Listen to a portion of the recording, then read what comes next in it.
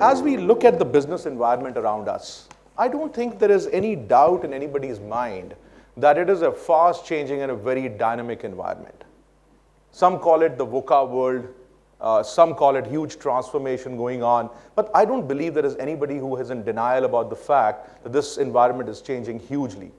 And technology and the change that technology is bringing about is a huge game changer in this whole fast dynamic change. How we think about technology, how it forces us to act, and how it forces us to engage with people, including the people in the workforce, that is changing very, very, very uniquely. A recent CEB survey with HR professionals found out that 50% of CHROs are thinking this year of changing bringing about innovation in the workplace through the use of technology. 46% of them are actually going to change their HR operating model. And that is primarily because of the changes that technology is bringing. That's the prime driver that they are thinking of. Now, as I ground myself in this, in my view, technology and the way I think about technology is basically an enabler that allows us to carry forward our people engagement on scale. Now, let me, as I said, I'm going to bring this closer home. Let me talk to you about, as we started the new fiscal year, which was not so long back, I sat with my HR partner and I reflected on what are the things that we did from a people standpoint last year, and what are the changes that we're going to drive this year. What are the key imperatives of our people engagement at Microsoft in India for this fiscal? And we started thinking about what's changing at Microsoft. For those of you who are tracking Microsoft, there is a huge transformation going on within the company. And that is being led right from the top. Of course, it's at a technology level, but it's also at a cultural level. And that is not an easy transition to drive. More than ever before, it is now that we need to drive collaboration between our employees. The concept of unleashing the power of one Microsoft is more important for us than ever before. We've been very successful in the past, having multiple companies literally running within one company, but now's the time we need to break all those silos. So productivity of employees, but collaboration of employees is extremely an important subject for us. So how are we going to enable that was the first imperative that I took forward with my HR partner. There is so much learning we have from the experiences that we have in hiring people, in retaining people, in developing people. And yet, time and again, we make the same mistakes in hiring, in developing, and losing people. Why do we make those mistakes? I don't think we are intelligently taking the learnings. How do we establish a mechanism where I can systematically dig into the learnings I have over the years that we've been driving this company? How can I dig into that data and drive meaningful interactions out of that data? That's the second imperative that we said. We're going to drive real insights through the data we have and take an analytical approach and learn from the learnings we have. The debate about the fact that we're going to have a multi-generational and a gender diverse workforce is a closed debate. It's a given. We have to have this level of diversity both from a generation and a gender standpoint. But the theme doesn't end there. How are we going to engage with this audience is the game changer.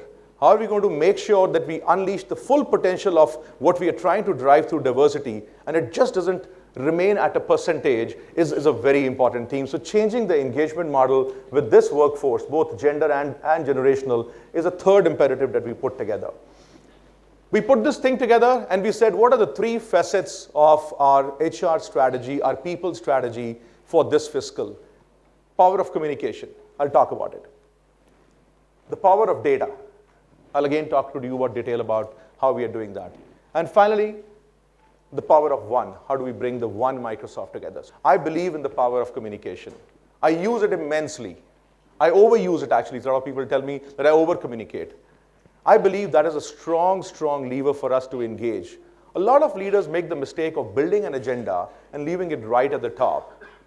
And I believe unless this is grounded right till the last person on the ground, it is not real. So I personally take a lot of effort while I lean in a lot on my teams, the extended teams that we have, but I take a lot of personal effort in communicating with people through many forums. And I believe communication is not one way.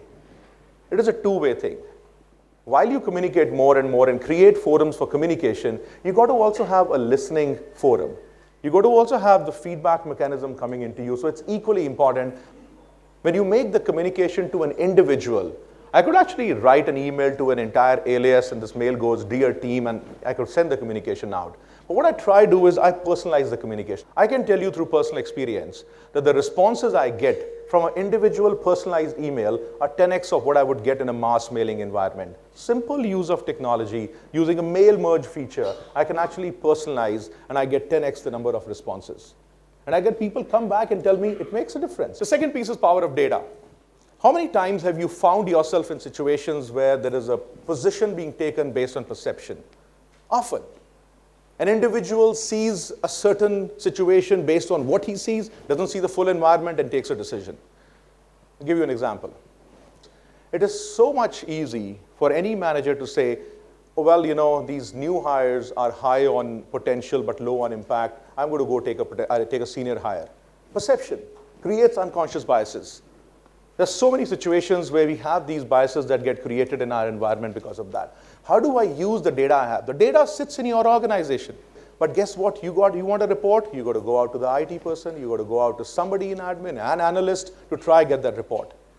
Let me show you how we can make it alive by actually you getting access to the report in the easiest form that you do. But again, it is about data and getting actionable insights from that data. Switch the slides once again, please, and I'm going to show you. This is my HR dashboard. Again, this is live. We did clean up some confidential data, but this is the HR dashboard that I have. Now imagine I'm in a leadership team meeting, and we are trying to bring in what we call as MARC hires in our parlance. MARC is the Microsoft Academy for College Hires. Let's see what the data says. Let's just try to do a quick query. Now this is the HR dashboard. And I'm going to put a simple query. This is not complex science, coding, a simple query on the database which says, show me the average rating of MARC versus regular. Okay? It says that average rating of MARCs is higher than the average rating of the rest of the employees. Good point to make, but this could be an anomaly 1 year, okay? Fine. We say by year. Okay, good. Let's make it a simple representation as a bar.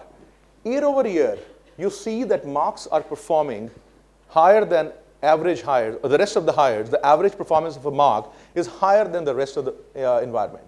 Now, that changes the conversation. That does change the conversation from a perception-based environment to a point where I can say, here's the data for you. So this allows me to interact with this data in a very simple way. My queries are not very high, complex tech queries. I'm actually putting simple English queries and getting meaningful insights from the data. So that's the second piece. Let's talk about the third piece, the power of one. I spoke about the reason we need to unleash this power of one. No one of us is smarter than the collective. The collective capability is way higher. We can say that, we can force people together, but how do we set up an environment where collaboration is naturally fostered? We get so much feedback on collaboration. Over the years, we've been doing our internal employee polls, and the one consistent point of feedback has been teamwork and collaboration, and the fact that we have lack thereof. We've been getting consistent feedback on teamwork and collaboration. What we are trying to do is create an environment where technology allows you to create that platform. Collaboration is not about forcing people in a room for 10 hours and say, go collaborate. That's not going to happen. It's not sustainable. But we again use technology to allow you to do that. There are many examples I can go out for, but the one thing that's happening is our conversations are changing. In many cases, we are now no longer going to the CIOs, but we are going to the business leaders, and in many cases, the HR officers. In that sense, all of you are customers for me as well. Let's imagine a new world where we can connect with people in a much more innovative, much more interactive manner. Thank you very much.